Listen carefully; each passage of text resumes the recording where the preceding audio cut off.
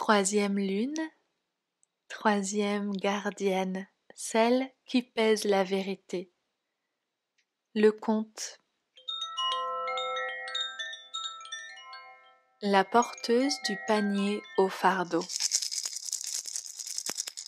Assise dans son wigwam, celle qui pèse la vérité en observait les murs faits de boue et de feuilles. Les branches qui soutenaient la hutte circulaire étaient des branches de bouleau. Par endroits, un morceau d'écorce blanche captait le reflet du visage rond de grand-mère lune, dont la lumière se glissait par le trou de la cheminée, creusée au milieu du toit bombé du wigwam.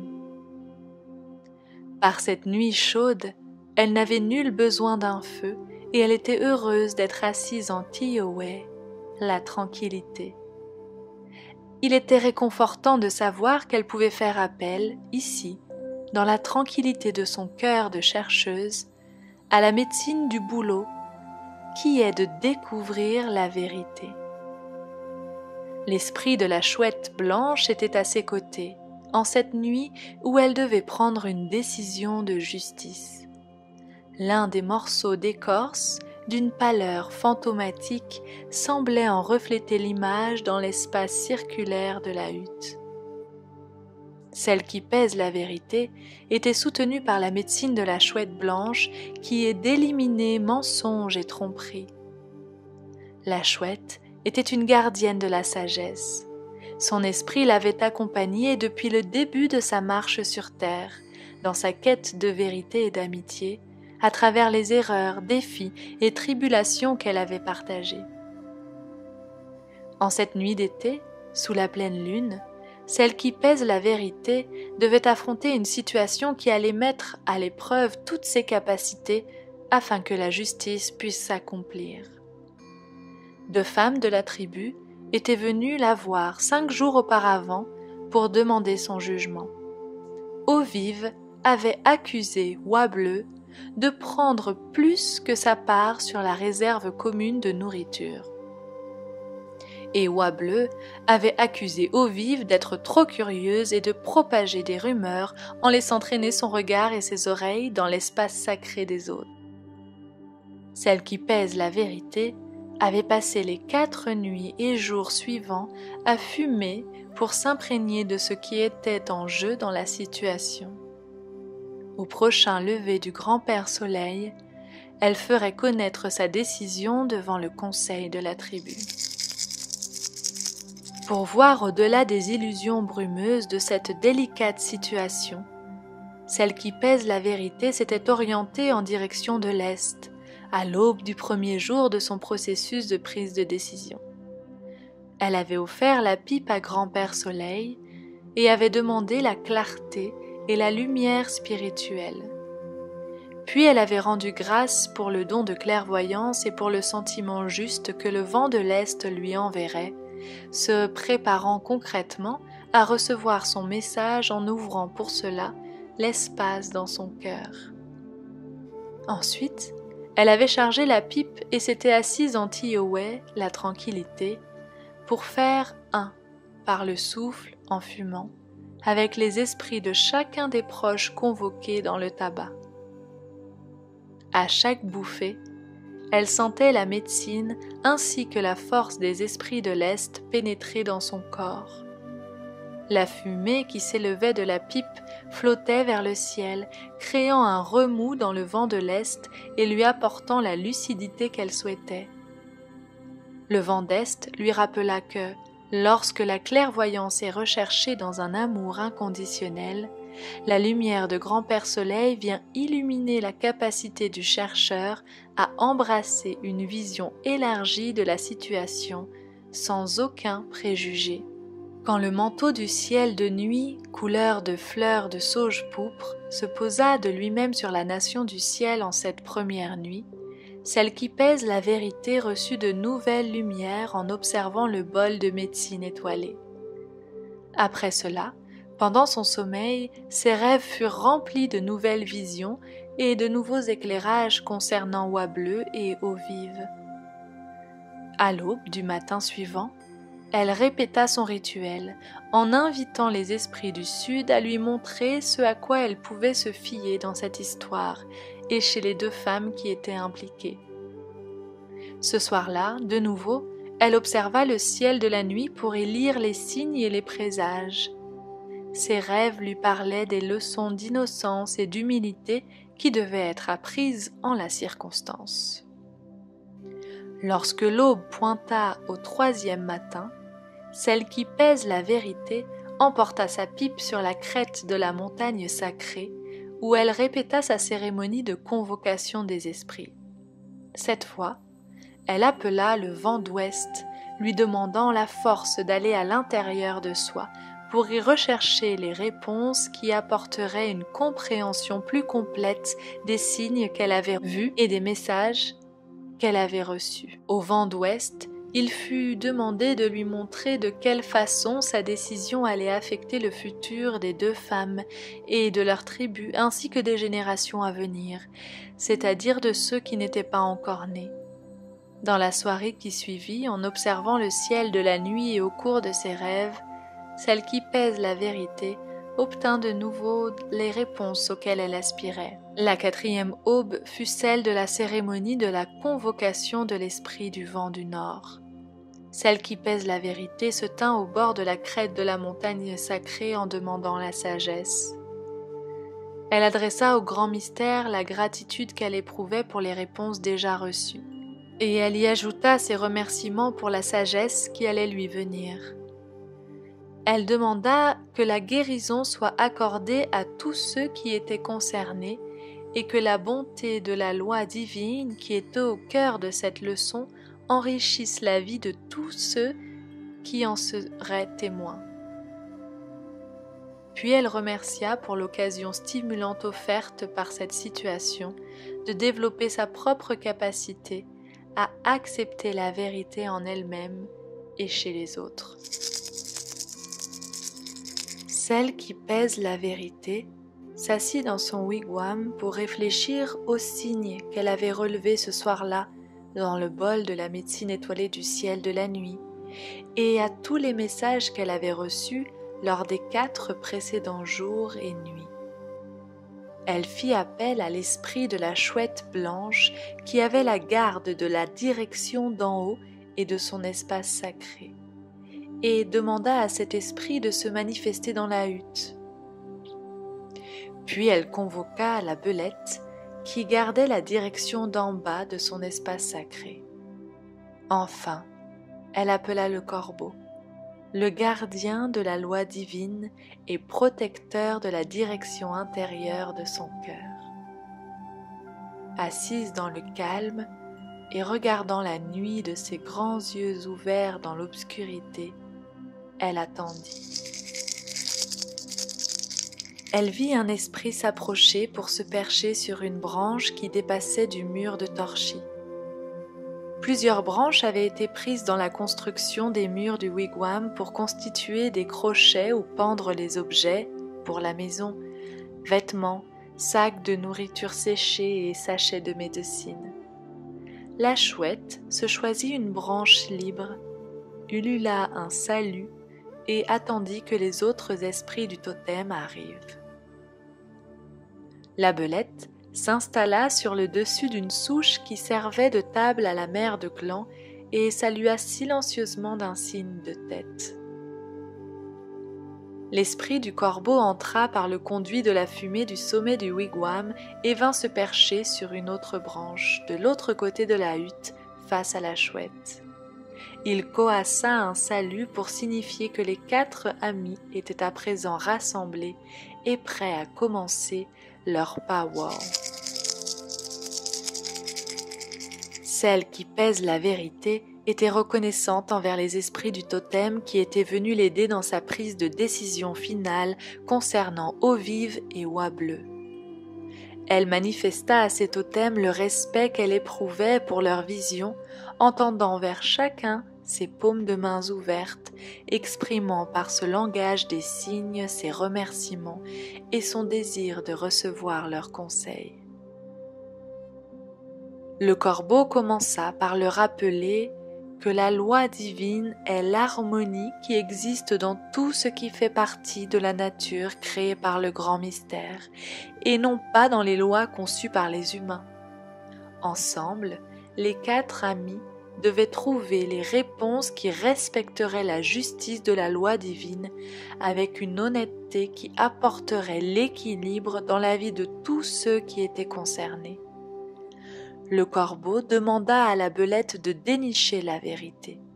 Étant le détective du règne animal, la belette pouvait se servir de sa médecine d'astuce, ruse et ingéniosité, ainsi qu'observer l'évidence pour mettre en lumière la vérité. Le corbeau demanda à la chouette d'avoir recours à sa médecine qui est la sagesse, discernement et destruction de l'illusion trompeuse pour aider le groupe à voir la vérité dans son ensemble. À l'état sauvage, le cri naturel de la chouette, c'était de demander systématiquement « Où ?» Mais invariablement, elle trouvait aussi les réponses à qui, que, quoi, et comment et pourquoi. Elle était capable de découvrir ces réponses parce qu'il lui était facile de faire la différence entre une vérité et une moitié de vérité et un mensonge. Nos 4 amis passèrent du temps à considérer la difficile question de savoir comment servir au mieux la justice. Lorsque tous les éléments eurent été passés en revue, les esprits du totem de celle qui pèse la vérité se glissèrent dans l'obscurité en la laissant seule, assise dans le calme, une fois de plus.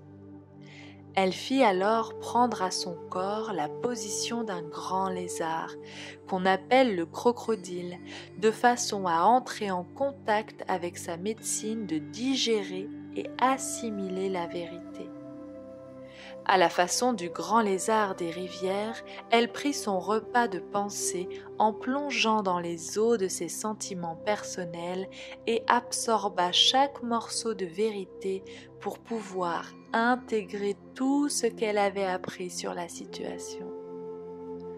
Tout en reposant le ventre dans son vêtement de nuit, elle envoya depuis son nombril jusqu'au plus profond du corps de la terre-mère le cordon ombilical qui la reliait spirituellement à elle. Les fibres de lumière qui composaient ce cordon transmettaient à son corps des ondes de chaleur venues du plus profond de la terre, cependant qu'elle rêvait des différentes solutions. Dans son rêve, elle chevauchait le poney rayé de blanc et de noir que l'on appelle zèbre. Le zèbre lui rappelait sa médecine. Rien n'est définitif ou absolu dans le monde naturel. Rien n'est totalement clair ou sombre, blanc ou noir. Dans sa chevauchée, elle traversa des plaines d'herbes dorées balayées par le vent, avec des arbres en forme de gros champignons dont les silhouettes rondes se découpaient sur l'horizon. Elle chevaucha de plus en plus vite à travers le paysage de son rêve jusqu'à ce que les rayures du corps du zèbre s'estompent en un volume de lumière brillante, qui fusionna avec sa propre chevelure, flottant librement au vent et avec son corps devenu aussi le prolongement vivant de son compagnon lancé au galop. Soudain, le paysage changea et ils se retrouvèrent tous deux dans un autre décor. Le zèbre fit halte devant une grotte envahie de fougères où une eau claire, pure, se précipitait depuis une saillie rocheuse dans un bassin limpide en dessous. Celle qui pèse la vérité descendit de sa monture pour écouter la chute d'eau. La grotte était parsemée de minuscules fleurs bleues et de castiléjas orangés. Elle remarqua que quelque chose venait de bouger derrière le cours d'eau. Le ragondin émergea avec ses yeux brillants dans son masque noir de bandit, tout sourire, comme s'il s'attendait à l'arrivée de la mère de clan. « Salut mère ! Cela fait bien longtemps que nous ne nous étions pas retrouvés les yeux dans les yeux. » Je vois que tu as pas mal voyagé, dit le ragondin. Celle qui pèse la vérité ressentit au fond de son ventre la chaleur de la salutation du ragondin. Elle s'avança pour dire bonjour à son vieil ami. « Mon cœur est comblé, petit bandit, » répliqua la mère de clan. « C'est bon de te regarder de nouveau dans les yeux. Quelle parole de sagesse as-tu pour moi à présent ? » « Eh bien, mère, je suis toujours le protecteur de l'opprimé, du faible, du fragile et du vieillard. Ma médecine devient chaque jour plus puissante, cependant que l'avidité et les inégalités ne cessent de dominer le cœur de la tribu humaine. Je suis venu te dire que lorsque tu vas arrêter ta décision avec le lever du grand-père Soleil, tu voudras peut-être prendre en considération les droits de ceux qui dépendent aussi des réserves communes de nourriture, mais qui n'ont pas pris leur part pour pouvoir laisser davantage aux autres. Ces membres de ta tribu ont pourtant planté, ramassé et entassé autant que les autres, mais dans leur docilité et leur humilité, ils ont choisi de venir en aide à ceux qui sont dans le besoin, en prenant moins que ce à quoi ils ont droit. Le ragondin venait de révéler la pièce manquante dans la confrontation entre Oie-Bleu et Eau-Vive. Les droits de ceux qui avaient été lésés, sans qu'on y prenne garde, par les agissements des deux femmes devaient être pris en compte. Dans son rêve, celle qui pèse la vérité pouvait voir le zèbre s'ébrouer et gratter le sol pour attirer son attention. Le zèbre se mit à hennir, puis par là-haut. « Rien n'est jamais blanc ou noir, n'est-ce pas, mère ?» Le rêve s'évanouit, obligeant celle qui pèse la vérité à bouger son corps pour sortir du paysage de son rêve et revenir à ses pensées, dans la chaleur de son ventre nourri par la terre-mère. À tous les sentiments expérimentés pendant les 4 jours et nuits précédents se mêlait, dans les fibres de lumière du cordon ombilical, la sagesse recueillie auprès des esprits de son totem, ainsi que les souvenirs ramenés de son rêve. Tout ensemble, sentiments, impressions, faits et sagesse tourbillonnaient à l'intérieur du ventre de la mère de clan, ce qui constituait une bonne dose d'informations à digérer avant le lever de grand-père Soleil. Celle qui pèse la vérité réexamina en détail l'accusation d'Eau-Vive. Eau-Vive avait dit que Oie-Bleu avait pris plus que sa part sur la nourriture qui avait été plantée, cultivée, récoltée et mise en réserve pour tous les membres de la tribu. Si Oie-Bleu avait accumulé pour sa famille davantage de nourriture que juste sa part, la mère de clan se souciait de comprendre profondément pourquoi elle avait agi ainsi. La belette avait montré à celle qui pèse la vérité la douleur qu'Oie-Bleu avait enfouie dans son cœur avec la perte de son enfant mort de faim 2 hivers auparavant. La chouette avait vu à travers la réaction trompeuse d'Oie-Bleu, qui avait accusé Eau-Vive de se mêler des affaires des autres, son effort pour cacher sa peur d'être découverte et qu'un autre de ses enfants meure ainsi de faim. Oie-Bleu avait été blessée et n'avait pas pu guérir de la perte de son petit parce qu'elle se blâmait elle-même de ne pas avoir ramené assez de nourriture pour sa famille. Pour Eau-Vive, c'était une autre histoire. Elle ne faisait pas mentir son nom. Son rire était semblable à la mélodie des cours d'eau et des ruisseaux. Mais sa faiblesse était de déverser son bavardage sur les autres sans se soucier de l'importance du préjudice qu'elle pouvait ainsi porter à autrui. Il était vrai qu'Eau-Vive ne gardait pas pour elle-même son avis et qu'elle ne réservait pas ses yeux et ses oreilles à ce qui la concernait. C'est pourtant le respect d'une certaine courtoisie qui préserverait l'espace sacré dans la vie tribale. Cette règle, pour une vie heureuse, était bonne. Elle voulait que les membres de la tribu, quels qu'ils soient, détournent les yeux lorsque la vie personnelle de quelqu'un d'autre se trouvait exposée au grand jour. Si, par inadvertance, quelque chose échappait qu'ils captaient au passage, cela était considéré comme une information privilégiée et ne devait pas être répété pour ne pas manquer de respect à l'espace sacré d'autrui. Sans aucun doute, Eau Vive se montrait une redoutable fouineuse dès que l'occasion s'en présentait, et son besoin outrancier d'être remarquée et reconnue lui avait créé des problèmes par le passé. Son comportement s'enracinait dans le fait de n'avoir jamais été prise en considération étant enfant, puisqu'elle vivait au sein d'une famille nombreuse avec des parents trop occupés à essayer de pourvoir aux besoins matériels pour prendre soin aussi des besoins émotionnels de leurs petits. Pendant son enfance, Eau Vive avait développé un caractère de rapporteuse, en découvrant qu'elle pouvait attirer l'attention sur elle si elle adoptait elle-même une attitude stricte et indignée lorsqu'elle signalait les mauvaises actions des autres. Mais la sorte d'attention qu'Eau Vive reçut en retour fut qu'on se méfia d'elle et qu'on l'évita. Dans sa propre confusion à savoir si oui ou non elle se faisait remarquer, Eau Vive s'était effectivement coupée elle-même de véritables relations d'amitié. Oie Bleue agissait à partir d'anciennes douleurs et d'anciennes peurs. Eau Vive agissait à partir de ses blessures et de son besoin d'être aimée et reconnue.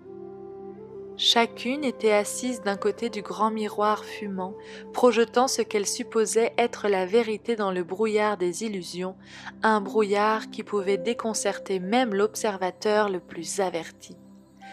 Celle qui pèse la vérité prit son comptant de nourriture par le cordon ombilical qui la reliait spirituellement depuis son nombril au plus profond du corps de la terre-mère et lâcha prise sur le problème en dormant jusqu'à l'aube. Juste avant midi, elle changea de vêtements et revêtit sa tenue d'apparat. La peau de biche dans laquelle ses atours étaient confectionnés avait été tannée puis travaillée au charbon et à la cire pour donner les pièces avec lesquelles elle avait réalisé sa robe, ses pantalons et ses mocassins. La mère de clan fouilla au fond de l'étagère entorchie de son wigwam pour en ramener un sac spécial. Avec précaution, elle déballa le masque de corbeau qu'elle avait sculpté il y a bien longtemps et le regarda en face. Les plumes noires avaient été fixées sur le masque par une colle qu'elle avait fabriquée en taillant et en faisant bouillir des pattes de bison. Elle avait passé 2 lunes à créer le masque et elle était heureuse du résultat. Aujourd'hui encore, après tant d'hiver, le bec était jaune, symbole de la loi divine dispensée à tous dans l'amour inconditionnel, semblable à la couleur jaune de Grand-Père Soleil. Les yeux étaient rouges, représentant la foi que possède le gardien de la loi divine, qui sait qu'accepter la vérité est un acte d'humilité. Lorsque Grand-Père Soleil fut au zénith de son parcours à travers le ciel bleu, celle qui pèse la vérité s'assit dans sa grande tenue au milieu du conseil de la tribu. Eau Vive et Oie Bleue s'assirent en face d'elle, entourés des aînés qui formaient les gardiens de la sagesse de la tribu. Au-delà du cercle se trouvaient tous les autres membres de la tribu, attendant silencieusement que la procédure commence. Celle qui pèse la vérité prononça des paroles de remerciement, exprimant sa gratitude pour l'occasion de partage et de guérison qu'offrait la situation en question. Puis on fit brûler des herbes douces pour que leur fumée nettoie toute amertume ou négativité que le groupe pourrait éprouver envers les 2 jeunes femmes qui réclamaient justice. Celle qui pèse la vérité commença ainsi. Je suis arrivée à une décision dans cette affaire après les 4 jours et nuits voulus par la loi de la tribu pour accomplir correctement ma tâche. J'ai consulté les esprits du totem, le bol de médecine étoilé du ciel de la nuit, les 4 vents du changement, les ancêtres, les 4 chefs de clan de l'air, de la terre, de l'eau et du feu, et Sueño, le grand mystère. J'ai été nourrie par la terre-mère et bénie par le ciel-père. J'ai vu les cœurs de ces 2 femmes et découvert la solution nécessaire pour ramener la guérison et l'harmonie dans notre tribu. Oie Bleue a pris davantage que sa part dans notre réserve de nourriture parce qu'elle avait peur de perdre un autre enfant à cause de la famine. Elle porte intérieurement le blâme d'une mère qui s'est sentie impuissante quand la mort lui a pris son petit. Bien qu'elle ait été guidée par la honte et la peur, c'est un comportement égoïste qui n'a pas pris en considération les droits de ceux qui ont travaillé tout aussi dur qu'elle pour constituer ces réserves divers dont nous dépendons tous. Pour que Wable marche de nouveau sur le chemin de beauté, elle doit rendre la part qu'elle a pris en trop. Et puis, elle doit aller dans les bois pour ramasser une quantité du double de ce qu'elle a dérobé en secret dans nos réserves. Les baies, racines, sauvages, noix et herbes qu'elle ramassera seront réparties entre toutes les familles qui ont perdu un des leurs lors de la dernière lune de privation. Lorsqu'elle aura accompli cette tâche, Wable prendra soin des différents enfants qui ont perdu leurs parents dans la famine. À chaque cycle lunaire, elle devra traiter comme son propre enfant chacun de ceux dont elle s'occupera. Ovi va parler hors de propos lorsqu'elle a rapporté son commérage sur Wable. Elle n'a pas respecté le droit naturel qu'a tout membre de la tribu de déterminer pour lui-même quel est le comportement correct basé sur son point de vue sacré. Oviv devra suivre Wable comme une compagne silencieuse et l'aider dans sa récolte ainsi qu'au cours de ses visites aux familles en deuil. Pendant tout le temps où elle aidera Wable, Oviv n'est pas autorisée à parler de ce qu'elle a vu ou entendu et elle ne devra pas non plus en parler dans le futur. Pendant les 13 prochaines lunes, Oviv ne parlera pas du tout, elle écoutera. Elle aidera la femme médecine et moi-même pendant les séances de soins et de conseils, mais il lui est interdit de parler de ce qu'elle voit ou entend et elle ne devra pas non plus en parler dans le futur. Les 2 femmes devront se présenter à nouveau devant ce conseil dans 13 lunes. Danao. Ainsi est-il décidé. Les 13 lunes passèrent rapidement et le conseil de la tribu fut de nouveau réuni. Celle qui pèse la vérité siégea dans sa grande tenue de corbeau au centre du cercle et demanda à Wable de parler de ce qu'elle avait appris dans ce parcours de guérison. « J'ai appris que tous les membres de cette tribu ont souffert de pertes, mère. J'ai partagé mon deuil et les leurs, et j'en suis venue à réaliser que nous travaillons ensemble pour une bonne raison. Unité, partage et soin les uns aux autres est la force qui nous lie ensemble comme un seul corps. J'ai abandonné ma peur de la précarité et j'ai découvert la foi qui m'avait fait défaut. Je n'ai plus peur de me retrouver seule si mon enfant meurt et part pour le monde de l'esprit. J'ai fait la paix avec moi-même et ne porte plus en moi le blâme ou la honte qui obscurcissaient ma compréhension. J'ai élargi ma famille au-delà des frontières de la parenté de sang et j'ai aimé chacun des enfants qui avaient besoin de moi. À travers la perte de ses proches, chaque adulte ou enfant en deuil a vécu avec moi un lien de partage qui s'est créé en laissant nos chagrins pour trouver de la joie, du réconfort et de la compréhension dans la compagnie l'un de l'autre. Celle qui pèse la vérité remercia Wable et demanda à Oviv de parler des leçons qu'elle avait apprises pendant les 13 dernières lunes. Oviv n'avait pas parlé depuis la dernière fois où elle avait comparu devant le conseil de la tribu, et son malaise était visible. Elle s'efforça en vain de faire sortir un mot rauque de sa gorge. Elle essaya de nouveau, après un petit moment, et retrouva enfin sa voix. Ces 13 lunes ont changé mon attitude, mon chemin, ma compréhension et mon sens de soi. Je veux t'exprimer ma gratitude, mère. En écoutant les histoires des autres, j'ai vu et entendu l'histoire de mon propre cheminement depuis la blessure jusqu'à la guérison. J'ai appris la gentillesse et la compassion pour moi-même en faisant attention aux autres et en prenant soin d'eux. Je comprends la folie de mon besoin d'avant d'être reconnue comme une personne de valeur. Je me sentais sans valeur, parce que je n'avais jamais vu mon propre potentiel ni mes talents. Je n'avais l'expérience que de la voix qui critiquait dans ma tête et qui disait que je ne serais jamais assez bien. Et parce que je croyais que je ne valais pas la peine d'être aimée, j'ai blessé les autres en soutenant qu'ils devaient suivre un chemin fait des mêmes règles dures que celles que je m'étais imposées à moi-même. J'ai appris la compassion d'Oie Bleue et de ceux qui ont partagé les peines de leur cœur. J'ai appris à dépasser le ressentiment que j'éprouvais à cause du jugement que tu as prononcé il y a 13 lunes. J'ai été privilégiée de pouvoir être associée à l'art de soigner de la femme médecine et de bénéficier de ta bienveillance, de ton bon sens, de ta capacité à donner des conseils et de ta sagesse compassionnée. Pour tous ces dons et pour la guérison de mon cœur, je suis profondément reconnaissante. Le cœur de celle qui pèse la vérité débordait. Des cris de joie et hurlements de victoire remplirent l'air du matin, manifestant que tous les membres de la tribu se réjouissaient. Chacun d'eux avait vu les changements des deux femmes et attendu impatiemment ce jour. Le chemin de beauté avait été restauré au sein de la tribu sans châtiment injuste ou toute autre décision qui aurait pu créer une scission entre eux. Tout venait au service de l'harmonie de la loi divine.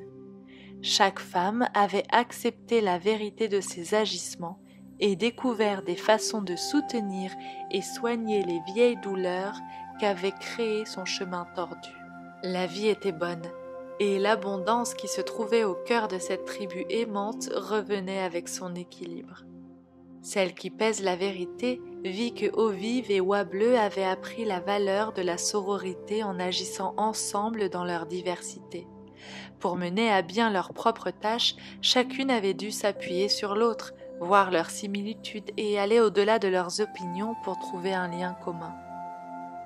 Grâce à cette compréhension mutuelle, une amitié était née, qui avait rendu sœurs d'anciennes ennemies. Eau-Vive venait de découvrir la première véritable amitié dans sa vie, et Oie Bleue venait de se soigner de sa peur de l'abandon. Celle qui pèse la vérité adressa ses remerciements à Sueño, le grand mystère, pour les leçons qu'elle venait d'apprendre en tant que porteuse du panier au fardeau. La mère de clan n'éprouvait plus du tout comme une charge son rôle de rendre justice. Elle réalisa que chaque être à deux jambes porte avec lui le fardeau de la responsabilité de ses propres actions. Pour grandir, chaque être humain recueille les leçons qu'il a besoin d'apprendre, ajoutant ses expériences dans le panier au fardeau qu'il porte au cours de sa marche terrestre. La responsabilité d'accepter la vérité de ces leçons est laissée à chaque individu, à lui de décider s'il se sent encombré ou libéré par ses expériences. À partir de ce jour, celle qui pèse la vérité allait se souvenir pour toujours qu'au corbeau appartient le coassement qui chevauche les vents en direction de toutes les nations. La loi divine apportera une vie abondante à tous les êtres si nous nourrissons la bonté en nous et n'alimentons pas l'ombre par nos chagrins passés. C'est seulement ainsi que l'humanité acceptera la vérité, comprenant que le grand mystère a créé les êtres à deux jambes pour cheminer dans la beauté en tant que porteurs vivants de l'amour.